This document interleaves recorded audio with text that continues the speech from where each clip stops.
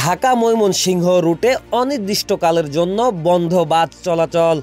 শ্রমিক গ্রেপ্তার ও বাস বন্ধের সিদ্ধান্তের প্রতিবাদে দ্বিতীয় দিনের মতো বন্ধ রয়েছে ময়মনসিংহ থেকে ঢাকাগামী সব বাস। এতে চরম দুর্ভোগে পড়েছেন হাজারো যাত্রী। রোববার সকাল ৬টা থেকে ময়মনসিংহ হয়ে ঢাকাগামী শেরপুর, জামালপুর, নেত্রকোনা ও কিশোরগঞ্জের বাস চলাচলও বন্ধ হয়ে যায়। পুলিশ জানায়, শুক্রবার রাতে হালুয়াঘাটে জুলাই যোদ্ধা আবু রায়হানের সঙ্গে পরিবহন শ্রমিক অরুণ ঝন্টুর কথা কাটাকাটির জেরে তাকে বাস থেকে নামিয়ে দেওয়া হয়।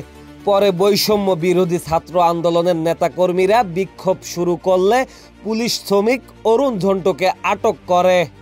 ময়মনসিংহ জেলা মোটর মালিক সমিতির সভাপতি আলমগীর মাহমুদ আলম জানিয়েছেন, আটক শ্রমিককে মুক্তি ও নিষেধাজ্ঞা প্রত্যাহার না করা পর্যন্ত বাস চলাচল বন্ধ থাকবে।